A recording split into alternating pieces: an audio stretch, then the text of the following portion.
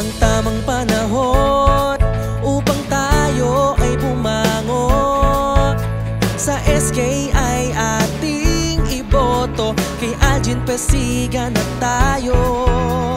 Siya ang ating kailangan, tunay na maaasahan, maka-Diyos, makakalikasan, makatao at makabayan.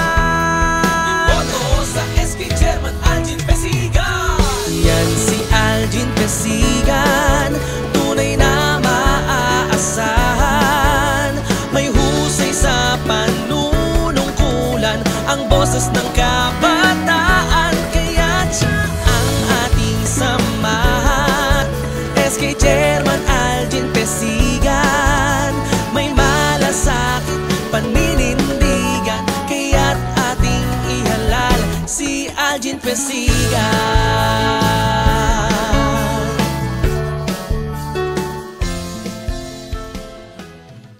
Ipakilala sa inyo ang aking mga kagawad na si Dave Ivan Miranda, si Vince Miranda, si Lia Lee Reglos, John Andrew Inocencio, Carlo Russell Mendoza,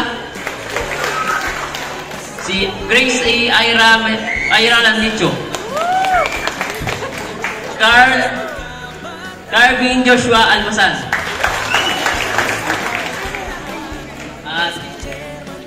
Bagamat po ito ang aking mga kagawad, at nais ko rin pong ipakilala sa inyo ang aking kamag-anak na tatakbo dito sa lambingan bilang isang SK kagawad na si Carlo Pesigan.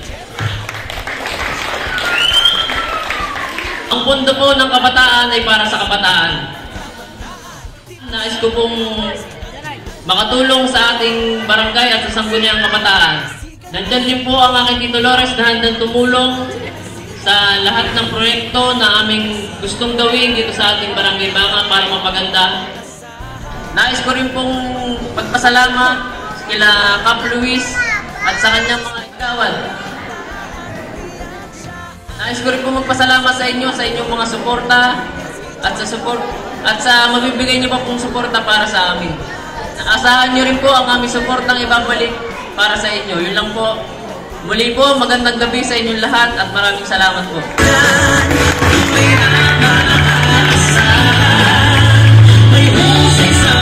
Tulad po ng sinabi ni Algin, andito ako para maglingkod muli sa ituloy yung mga proyekto na dapat po at pakinabangan ng ating mga kababayan. Ang inyong pong lingkod ay consultant din ho sa National Office. So may ako ay tatakbong party list congressman sa 2025 at ako nangangako, alam ko na napakalaki ho ng problema ng sitio Santo Niño o Santo Niño Street dahil hanggang sa ngayon kung ako ay nanalo, ako ay may programa para may award itong lupang tinitirikan ng bawat pamilyang tiga Santo Niño. Kaya pinipilit ko na si Algin ay maupong SK chairman kung papalarin mo siya manalo bilang SK chairman dito sa ating barangay. At inaano ko nga ho, kung sakali mananalo siya, ilalaban ko siya sa federation para naman ho magkaroon ng boses ang ating barangay. Wala akong nakaupong lokal sa lokal na posisyon dito sa ating barangay. Yung pagwatak-watak, tapusin mo natin ang division para ho dito sa barangay natin sa Banga. Yan naman, tulad ng sinasabi ko, paulit-ulit, isang araw lamang po ang eleksyon. After election, sipin nyo ha, Election Day, October 30, 2023. November 1, pagandahan ng damit papuntang sementeryo. Ay dilalakad ngayon, lakad ganyan. Makikita ngayong kaaway, nakamaktul. Diba? Ang gawin natin, pagkaisahan natin, huwag natin kakalimutan ang susunod na SK Chairman ng Barangay Banga, Algin Cruzat Pesigan. So maraming salamat po sa Sitio Santo Niño. Ako ay nagpapasalamat sa pamunuan ho ni Kapitan Riner Usat para mabigyan ng pagkakataon at last higit ho dito sa mga tiga Santo Niño na mabigyan ng pagkakataon na makapagsalita yung mga SK Kagawad at SK Chairman dito ho sa Sitio Santo Niño. Andito rin ho yung mga kandidato ng Team Luis tulad ho ni Mio Protasio. Dating babae, naging lalaki, naging babae uli, Renata. Ayan. Pag ito pa na pinabayaan ng Sitio Santo Niño, Mactot Cruzat. Marami talagang Cruzat, no? Ana Baldos. Robert Miranda. Malen Barriento. Jake Lakatan.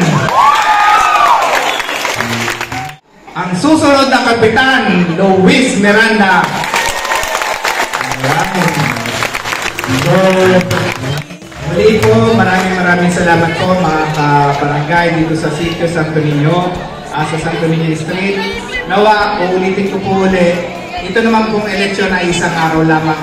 Huwag na ho tayo magpasaringan pa kung meron yung mga issue. Hayaan na lang ho natin. Pakinggan ho natin ang mga plataforma ng ating mga tumatakbo para sa ganun ho. At saka mas maganda ho kasi yung naglilingkod ho, walang nagdidikta. Parang ang inyong lingkod. Ako ay nanindigan para sa bayan. Wala ako nakakapagdikta sa akin. Kahit ho kapamilya ko. Muli po, maraming salamat po sa Team Alchin Cruzat Pisigan at sa Team Luis Miranda. Maraming salamat po. Muli po, ako po ang inyong kabendor, Lawrence Pisigan, na nag-aanyaya, na suportahan ang Green Team na kung saan ay na masasabi ko nauulan ng proyekto dito sa ating barangay. Ako po, bago natapos ang termino, tayo ay nakapagpagawa ng kalsada doon sa Sitio Putok. Yun ang binigay ng aking kaibigan si Senator Rapi Tulfo at Congresswoman Nina Taduran. Yun po ay pinakikinabangan ng ating mga naninirahan doon sa Sitio Putok. Yun po ay napakahaba. Ang nakinabang mo doon ay pamilya Lakatan. Dahil sa tapat po ng lupa nila nakalagay yung proyektong aking simulan noong 2019. Muli po, isang magandang gabi sa inyong lahat. At umasa ko kayo na ang inyong lingkod ay patuloy na maglilingkod para sa sambayan ng Talisaino. Magandang gabi po. Si Algin Pesigan, tunay na maaasahan. May husay sa panunungkulan, ang boses ng kabataan. Kaya siya ang ating samahan. SK Chairman Algin Pesigan, may malasakit paninindigan, kaya't ating ihalal si Algin Pesigan.